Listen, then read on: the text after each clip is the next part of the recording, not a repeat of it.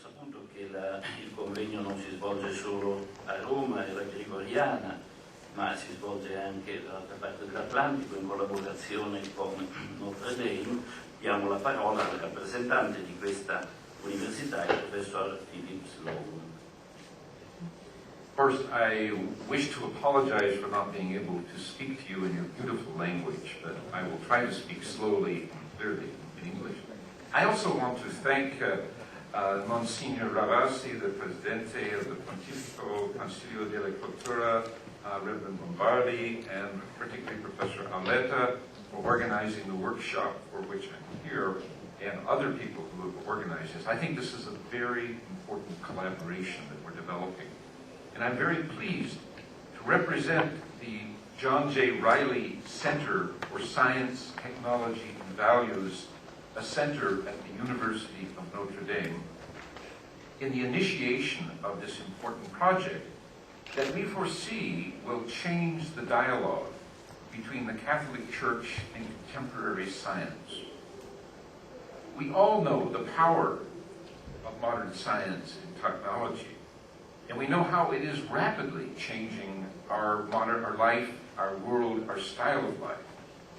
I think we also know, more and more each day, that there are enormous ethical and theological questions that have emerged as a result of the rapid advances in such areas as biotechnology and all of its ramifications into such things as stem cell research, cloning, organ transplantation, genetic manipulation, and the study of mind and brain.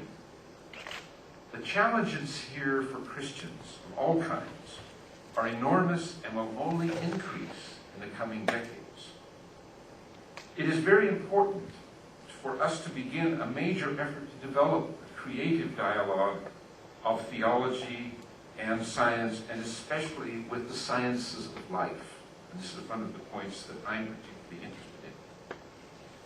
Now, our initial focus, as we know, is on issues of evolution, and these are certainly timely. As we know, 2009 will be the 200th anniversary of the birth of Charles Darwin. And I should also note, particularly for any who are French here, of the anniversary of the birth of the publication of Jean-Baptiste Lamarck's Philosophie Zoologique.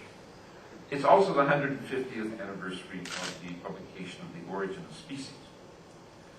Now, particularly in the United States, but also now I sense more elsewhere, even in Europe, we have an ongoing public debate over evolution that has social, political, scientific, and religious dimensions. And most of this debate, particularly in the United States, has been taking place without a strong Catholic presence.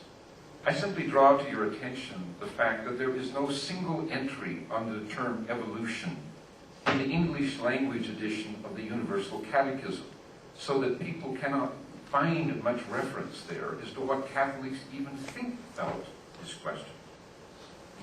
And I think the discussion has suffered accordingly. There is no presence of a strong, and seem to be well thought out, philosophy of nature that is taking place in the debate between evolution and creation.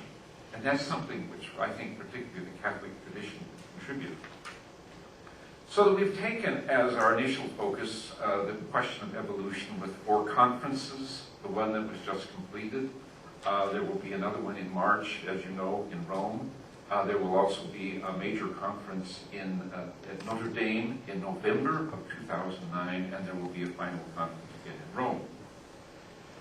This is just the first of the complex questions that I foresee the STOQ project undertaking in its examination of these questions and trying to develop the informed Catholic thought that will not only be a university discussion, but also can reach down to the populace, to the teaching in the schools, and the understanding of people. Now, as representative of the University of Notre Dame, and particularly of the Riley Center for Science, Technology, and Values, I'm delighted that we are going to be assuming the role as the Central American Catholic University that is involved in this international project, so that we will be developing this at many different levels over the coming months and years. We have a very strong research science faculty at Notre Dame. We have a separate College of Science and a College of Engineering. We have a great emphasis here, a lot of federal funding that's developing our sciences. And there's a great interest of the Notre Dame science faculty in us engaging in these questions. We also have a very strong theology and philosophy faculty, and they are also interested in collaborating with us.